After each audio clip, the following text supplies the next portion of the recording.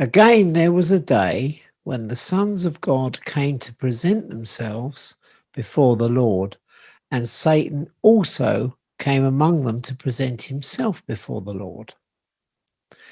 We've dealt with this in the first video, and if you've not seen it, I suggest you do see it.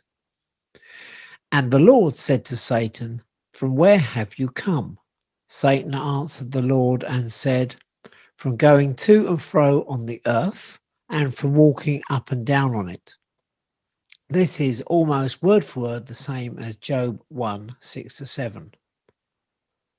And the Lord said to Satan, "Have you considered my servant Job, that there is none like him on the earth, a blameless and upright man who fears God and turns away from evil?"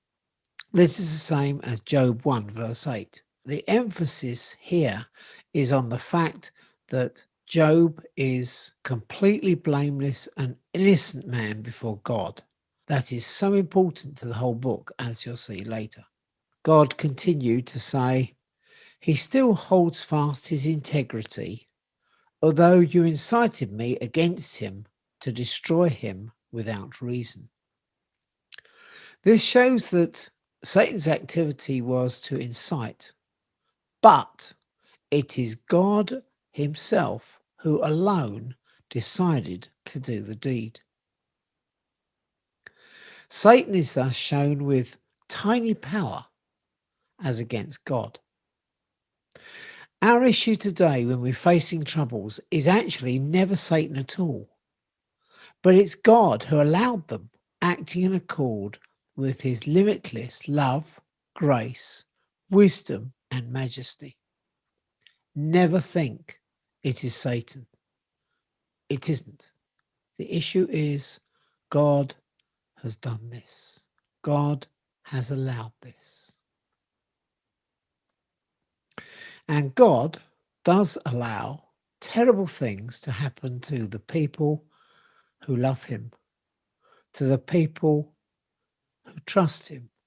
And actually, in the case of Job, they happen to the very person in whom God trusted to be faithful to him. In Acts chapter 4, you will see that suffering is the privilege of God's people. It is. It's the privilege of Job, and the suffering of the righteous is the message of God throughout the whole book. Then Satan answered the Lord and said, "Skin for skin, all that a man has, he will give for his life." We're all the most vulnerable when it comes to issues of health, suffering, death. Satan knows that. We know it. God knows that too. But Satan carried on and said, "But stretch out your hand and touch his bone and flesh, and he will curse you to your face." Satan well understands our human frailty.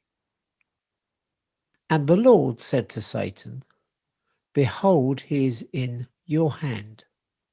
Only spare his life." Again, Satan is strictly limited. He can only do that which God allows him to do. He can do no more, because God always sets limits. Later in the book, God asks Job this: "Who shut up the sea behind doors when it burst forth from the womb?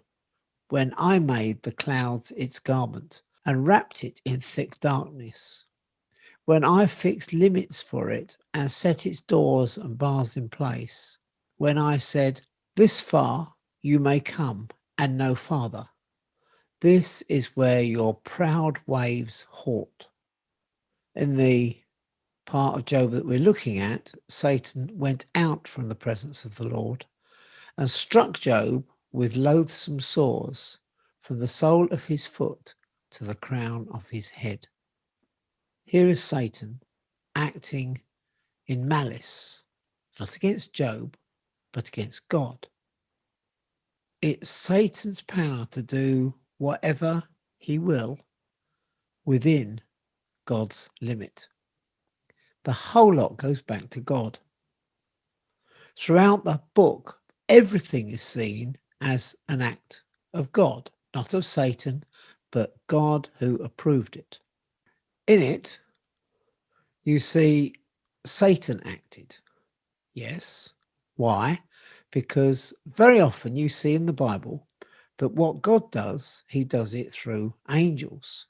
For instance, when it came to striking Sodom and Gomorrah, the angels were there. Then you see how God destroyed the firstborn of the Egyptians. Again, it was an angel. So the fact that Satan does this is within the context of him being an angel of God. We need to remember that what happens is always at God's authority. In Revelation, the beast was given a mouth to utter proud words and blasphemies, and to exercise his authority for 42 months. He opened his mouth to blaspheme God and to slander his name and the dwelling place and those who live in heaven. The beast did it, but the person who gave the mouth was God. The person who gave the beast authority to act for 42 months was God. God has absolutely sovereign control over everything that ever has existed and will exist. Revelation says, the beast was given power to make war against the saints and to conquer them. God gave that power. And with that power, God approved the very defeat of his own beloved people. Wow. That's strong. That's true. That's what happened in Job. He was defeated. And that's why Job is so relevant to us. Revelation says the beast was given authority over every tribe, people, language, and nation. It was God who gave that, and only God who can. But it was very limited. All inhabitants of the earth will worship the beast, all whose names have not been written in the book of life belonging to the Lamb that was slain from the creation of the world. You see, the limit is there.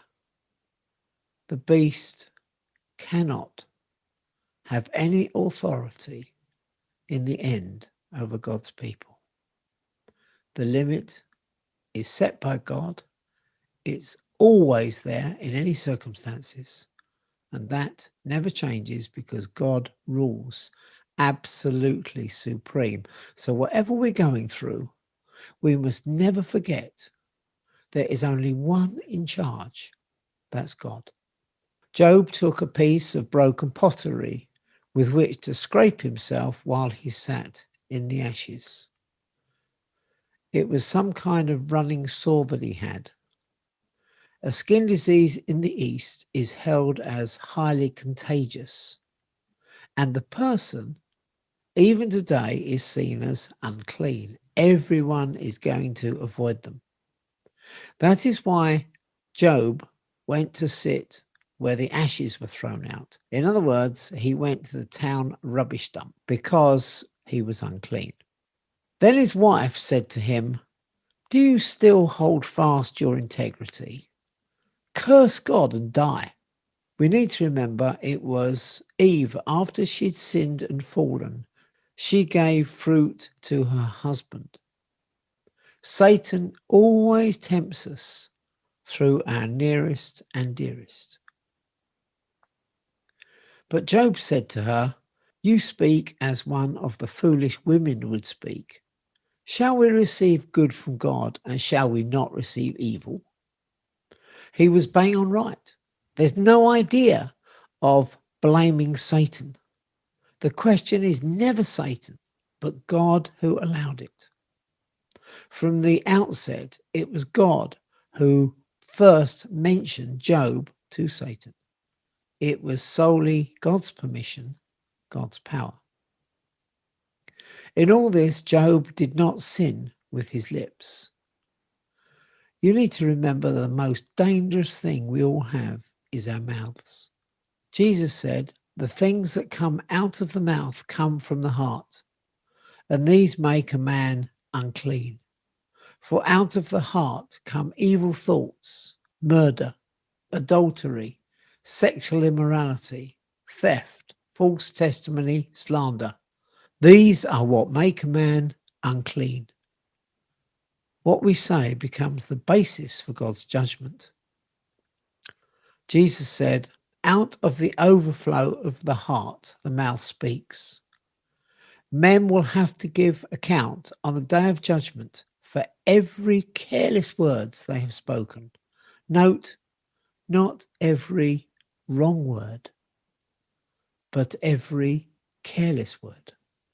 For by your words you will be acquitted, and by your words you will be condemned. Be careful of what you say, it is dangerous. When Job's 3 friends heard of all this evil that had come upon him, they came each from his own place. Eliphaz the Temanite, Bildad the Shuhite, and Zophar the Naamathite. They made an appointment together to come and show him sympathy and comfort him. Their intention was kind. Don't forget that. These are not nasty people. They're kind people. They're here to comfort him and show him sympathy. When they saw him from a distance, they did not recognize him, and they raised their voices and wept, and they tore their robes and sprinkled dust on their heads toward heaven. Their reaction was empathetic in the extreme. These people cared. And when we look later at everything they said, we must not forget that. They sat with him on the ground 7 days and 7 nights, and no one spoke a word to him, for they saw that his suffering was very great. It was so bad they had no idea what to say. What do you say in a situation like that? There are no easy answers out there. You need to remember, it's the doing of God, who is limitless love, kindness, and mercy. Never forget that. In Job's case, it was the result of him being completely blameless before God. However, in his suffering, we see no help or grace for Job. Later in the book, Job says that God hid his face. How often does that seem to be the case? Never forget, though, that God is seeing and understanding and loving. Never forget, the beast was given by God the power to make war against the saints and to conquer them. That's God's way. His authority to Satan, his authority to the beast. That's why Psalm 46 says, God is our refuge and strength, an ever-present help in trouble.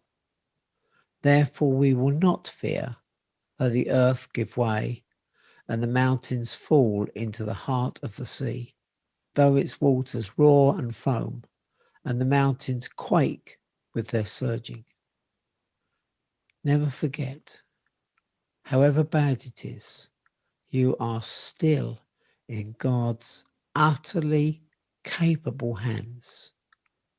No, we don't know the answers, but God does. He knows why.